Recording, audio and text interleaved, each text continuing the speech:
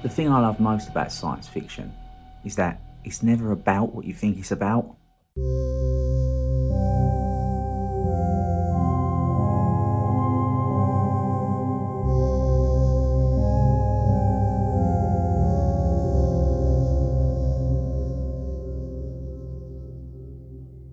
The Incredible Shrinking Man is a 1957 science fiction film directed by Jack Arnold, who was famous for directing some of the most iconic 1950s sci-fi, such as It Came From Outer Space, The Creature from the Black Lagoon and Tarantula. But it is The Incredible Shrinking Man that I want to talk about. So the film's based on Richard Matheson's novel of the same name. Yes, that Richard Matheson, the one who brought us I Am Legend. And this film tells the story of Scott Carey, who is shrinking incredibly. And if you want to skip this bit and just go to the part of the video where I'm analysing the film, then go to this timestamp here.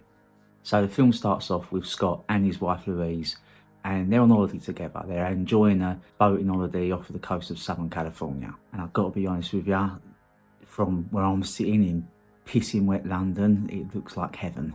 While he's still sunning himself up on deck and Louise is down below fetching his beers for him, a mysterious gas cloud envelops the boat they're on. They sort of think nothing of it. There's some weird glittery stuff on his chest, but that's about it. Until 6 months later, Scott starts to realise his clothes are getting a bit too big for him. First of all, he's assuming that he's had the wrong stuff brought back from the dry cleaners. And then he sort of realises that no, it's all of his clothes that are a bit too big for him. He seeks medical advice and the doctor's just like, no, sometimes when we measure your height, it's perfectly reasonable for us to get it wrong every now and again, pointing out to him that he's actually taller in the mornings than he is in the afternoons due to the compression on his spine throughout the day.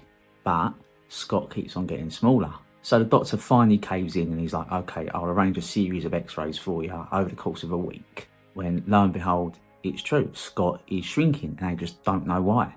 So Scott is referred to a specialist researcher to find out what is going on with him. And after a lot of research and some digging, they find out just what's going on with him. It was a combination of the radiation he was exposed to that day on the boat and some pesticides he was exposed to sometime later. They are reacting with each other and rearranging all the molecules in his body. Scott is absolutely devastated by this news and he tells his wife Louise, like, look, hey, I don't expect you to stay with me because this is going to be horrible. She tells him to stop being silly, she loves him and she'll stay with him no matter what. And then, almost symbolically, his wedding ring falls off. It's at this point in the film that Scott's brother Charlie comes into it and he's got some bad news because Scott works for Charlie and Charlie's paying all the medical bills for his insurance. But because Charlie has lost one of his biggest customers, he just can't afford to keep paying for it all. So he tells him, he says, look, Scott, why don't you go to the press with this? People are already asking questions around the factory or whatever it is we work at. Like, why don't you make some money out of it? This turns out to be quite a big mistake, actually, because for Scott, he likes his privacy and the press are really intruding on his life. He turns into a virtual shut-in at this point. There's TV news cameras on the lawn. They're ringing his phone off the hook, trying to get a story out of him. They are hounding him and they're making his life hell. So Scott starts keeping a diary of what's going on with him. And it's actually this diary that provides the narration to this film. But we also get a little bit of good news though, because the experts at the medical research centre he's been going to have found a cure. It won't reverse the damage that's been done to his body. He will stay at 3 feet high for the rest of his life, but it will stop the shrinking. Scott though still is very depressed by all of this. I mean, naturally, who wouldn't be? He's the size of a child. You see really, really great shots of him walking around his house and the scaling here is absolutely perfect. He'd be sitting in an armchair or something, which is clearly designed for an adult, but to him it's huge. It's like a giant armchair. It has had a real impact on his relationship with his partner because obviously he's like sleeping next to a child for her. So one night he snaps in a state of despair. He walks out of the house and he sneaks off and he ends up at the circus. And this is Scott just trying to come to terms with everything. He thinks if he takes himself off to the freak show, he might feel like he fits in somewhere. And he's emotionally shattered at this point. So he walks into a coffee shop and he sits down and he's drinking his coffee when in walks one of the performers from the circus, and she's a dwarf and she doesn't recognise him at first. but they forge quite a good friendship with one another.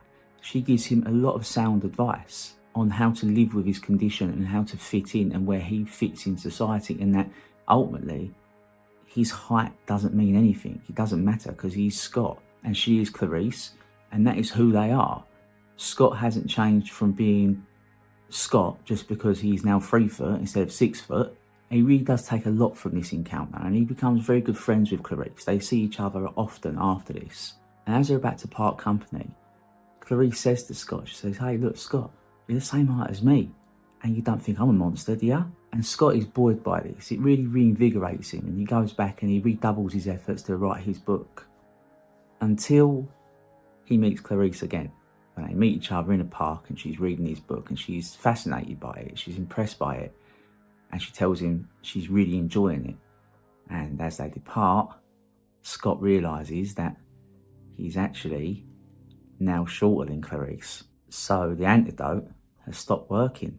He's now shrinking again. So at this point, we get another time jump in the film. And Scott is now so small that he's living in a doll's house. And he's becoming increasingly angry and increasingly despairing at his situation. He's verbally quite abusive to his wife and, in his words, increasingly tyrannical. And when you listen to the interaction between them, it's like a toddler screaming at his mother rather than a husband and wife dynamic. So Louise just needs to pop out for 10 minutes to go and pick up some milk or something, and she leaves Scott on his own in the house. He's not alone in the house because they've got a pet cat called Butch. I just need to stop for a minute and talk about this bloody cat because I was genuinely surprised at this. So on the Wikipedia article under the production section of the film, they say that they used about 40 odd cats for this scene. They were just all identical to each other. But only one cat is credited, and that cat is called Orangey. And if it's at all possible for a cat to have a really, really good career in Hollywood, this cat did it. So it starred in This Island Earth, The Incredible Shrinking Man, The Matchmaker, The Diary of Anne Frank, Breakfast at Tiffany's, and Village of the Giants. But it also had quite an extensive television career as well. So it appeared twice in Alfred Hitchcock Presents. It was in Shirley Temple's Storybook, The Dick Van Dyke Show and The Beverly Hillbillies, My Favourite Martian, Mission Impossible, and Batman. So Orangey, I salute you. Anyway, so at this point, Scott is like 4 inches tall or something like that. Just about the right size to pique a cat's interest. And Butch the cat goes bananas. Starts trying to reach into the doll's house, grabbing hold of him and things like that. And Scott's just panicking. He's trying to hide and everything, and just nothing is working. He's like trying to get away from this animal. In the end, he distracts him and sort of runs and hides underneath the door to the basement. But Butch manages to jolt the door a little bit, knocks Scott off his perch, and Scott goes falling straight into the basement. And he might as well be at the foot of Mount Everest at this point, because climbing back up them stairs is going to take him hours. In the meantime, though, Louise returns home. She goes looking for Scott, and he's nowhere to be found. There's nothing left apart from some bloody rags and quite a smug-looking cat. And we've all seen it. We've all seen that look. If you're a cat owner, we've all seen that "ha-ha, I've caught something" look they give. And it's exactly that kind of smug, self-satisfied attitude that cat is giving off. Louise is devastated. She thinks her husband's dead. She rings up his brother and tells him the bad news. He comes rushing round. They've searched the house. They can't find no trace of Scott anywhere. So at this point, Scott is reduced to caveman levels of stuff. He's living in the basement. He's found a little spot underneath the boiler where there's some water and an empty matchbox where he can use as shelter. And the film really picks up at this point. The tension at this point of the film is just fantastic. You get this scene, it's a good 5 minutes long in the film. And when you say it out loud, 5 minutes, it doesn't seem that long. But in a film, 5 minutes is like a heck of a long time. And it's just him, it's just Scott trying to retrieve a hunk of cheese off of a mousetrap. And he's using a nail because, to him, a nail is like the size of a spear or something to trigger this mousetrap and he can get that lump of cheese. Doesn't seem like edge of your seat stuff, but it is, because the director is so fantastic and the acting in this part as well is brilliant. Scott succeeds. He triggers the mousetrap, but because of the force of the mousetrap snapping back, it sort of jumps in the air and that lump of cheese goes flying across the basement and straight down the drain. So this is it. Scott is at rock bottom. He's in the basement. He's been given up for dead. All he's got to his name are some rags, a dripping water boiler and an empty matchbox. And to top it off, Scott realises he's not alone in that basement, because there's a fairly large tarantula down there with him as well. God, I hate spiders. And to make things worse, that tarantula is sitting on the motherlode. It is sitting on the only food supply down in that basement. Upstairs in Big World though, Louise, she thinks Scott's dead. She wants to have a good old look around the house for him again, but Scott's brother's like, no, come on, you've got to move out of it. You've got to get out of this house now, because it's just full of the most horrible memories. Just as they're about to pack up and leave though, the boiler breaks and it just floods the basement out. So Scott's brother Charlie and his wife Louise head down to the basement to sort out the flood. And Scott is at this point floating on a pencil. That's how small he is. He's using that as like a log to keep himself afloat. And at this point, he is so small, they can't even hear him when he's screaming at them to rescue him. So now he knows this is it. There's no chance of rescue. He's been given up for dead and he's going to be forgotten about. And this is where the change happens with him, because beforehand, he's just been despairing. But now he realises that he must fall back on his wits. And he has got to give battle to that spider. That spider had chucked him all over the place the day before. It literally left him cowering in his matchbox. He needs to give battle to this spider for dominance of the basement. And he's got a plan on how to defeat it. If you want to make God laugh, tell him your plans. Scott goes and battles this spider and he tries to execute his plan. Unfortunately though, his plan fails. And the spider is right on him. And there's nowhere else for him to run to. He's got to face it. So as the spider is about to strike, he realises that he can use his other pin and impale it, thus unaliving the spider and asserting his dominance over his new kingdom of the basement. So what is it about this film? Why am I discussing it all these years later? Well, on a technical level, it's excellent.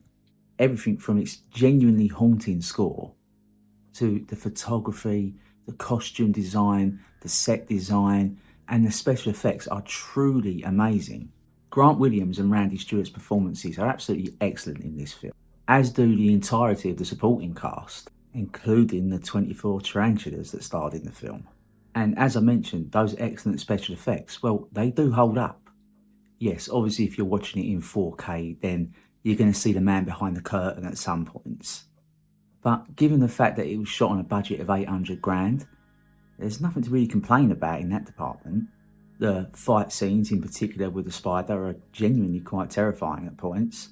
And it is real edge of your seat action, which in a film that can seem at some points plodding is quite refreshing to get. And there was some genuine amount of resourcefulness happening there as well. For instance, to capture that special effect of the water droplets, it's nigh on impossible to get water droplets to form like that. So what you have to do is you have to use water balloons. And as water balloons don't come in that size, you have to get a little bit creative. So the story goes that when the director was a little boy, he was playing with his water balloons and he ran out of them. So he had to get some more pretty quick, otherwise he was going to lose that water fight. And no kid wants to do that. So he went digging around his house to see what he could find, and he stumbled across his dad's sock drawer and his dad's own special stash of special water balloons. What you're actually seeing here is condoms filled with water, and they've been placed on a treadmill to drop at the correct intervals. So yes, on a technical level, this film is excellent and it's very well produced, with some genuinely humorous anecdotes from the production as well. So I mentioned a minute ago that they used 24 spiders in the production of it. Well, there was a reason for that. Like, they was under these really hot studio lights and they just kept getting fried. They cooked 24 tarantulas making this film. And What they would do with these tarantulas as well is they just blast them with little jets of air to get them to perform. Interestingly though, they wasn't actually going to use tarantulas for the film. They wanted black widows, but the trouble is, black widows are actually too small. The film also delves into some really complex themes as well. There's a lot going on here. Yeah, there's this body horror element to it as well. It's probably one of the earliest examples of body horror there is out there. I don't think you'd have got the Cronenberg films of the 80s without The Incredible Shrinking Man. The film sort of taps into these sort of fears as well from the 1950s. Remember, women were gaining equality in this era. Okay, it was in its nascent stage, but there was this real push throughout the 1960s, certainly, for equality among the sexes. Well, that didn't start in isolation. The foundations for that would have been laid in previous decades. And I think the film sort of taps this sort of latent anxiety that men felt in the 60s about this. Throughout the film, Scott is emasculated the entire time. His masculinity is challenged constantly throughout this film. His partner goes from a sexual partner to a maternal role for him. And you can hear this in the dialogue. Not specific lines, but the way that dialogue is delivered. For instance, there's this scene where he's in the doll's house, and the way he's going on like a toddler. And the way she's going on, it's like she's his mother. He's a toddler having a tantrum, worrying about his mum not coming back. He goes from being the dominant partner in this relationship, the provider, the breadwinner, to being literally her plaything. Symbolically, he's being kept in a doll's house. And let's not forget, it was his own misogyny that led him to this, because he was sort of demanding that day that she go downstairs to get him his beers while he laid upstairs sunning himself. All right, it was pretty well camouflaged behind some flirtatious banter, but ultimately, if he'd have gone downstairs to get his own beers, he wouldn't be in this situation. Also, I get this kind of feeling that this film is talking about the ageing process we all go through and the stages we go through in our lives. Scott starts out the film as quite a strong, masculine archetype character, and throughout the course of the film, he becomes physically more and more diminished, more and more frail and more dependent on people, until eventually, in their eyes, he dies. They give him up. They think he's dead. They think the cat's at him. And they forget about him. And sad as it may seem, that is a very strong reflection of the human life cycle. There's also something very subtle going on with the casting in this film. Because Randy Stewart, well, she was 7 years older than Grant Williams. Easy to miss, think nothing of it. Okay, so what, she's 7 years older? Well, how often did that happen in Hollywood? Especially in 1957, you always had an older man cast with a younger actress. And you can see it as well. She does look physically several years older than him. So why did they cast an actress that was 7 years older than the leading man? Well, I think it's to do with this whole breakdown in their relationship. They go through this whole period of the film. Well, yes, it's quite charged and it's quite flirtatious at the beginning. But as I mentioned a moment ago, it goes from being a sexual relationship between a husband and wife to a maternal relationship. And I think that subtle piece of casting helps send that message. Ultimately though, The Incredible Shrinking Man, it's all about Stoicism. When you view Scott's character arc, it becomes easy to see that that's what this film is about. So at the beginning, Scott is presented as a bit of a spoiled child.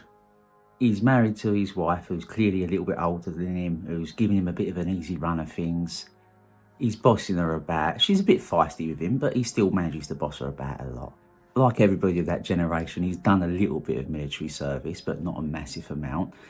Not really distinguished himself in battle or anything like that. Even his job. So he's working for his brother. So his brother's got him into the firm. His brother owns the firm by the looks of it. So what's he doing there? Well, he's not doing much. He's doing a job that his brother's giving him because it's an easy job. He don't particularly care because it pays the bills for him. It funds his lifestyle. And there's a really subtle line as well at the very beginning of the film, which helps you understand his character. So they state quite clearly that they've been married for 6 years and they haven't got no children. No, having children isn't the be-all and end-all of life, certainly not. But they can give a certain amount of meaning to your life. And whether you like it or not, they have a habit of making you grow up pretty fast. Something Scott has never had to do. And throughout the film, Scott acts like a complete brat. He is not a heroic figure at all. He slumps into a deep depression. He gives in to despair. All of his saving graces just disappear one by one. He becomes a complete tyrant.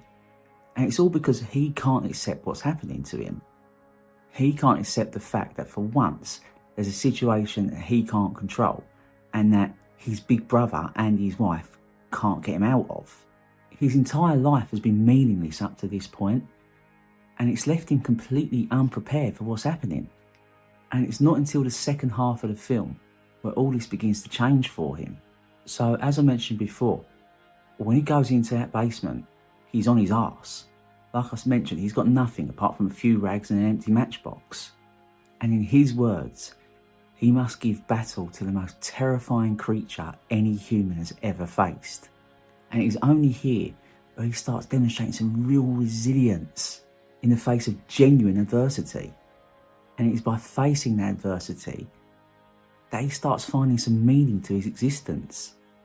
And now, once he's got some meaning to his existence, he starts displaying some virtues. He starts becoming more likeable as a character.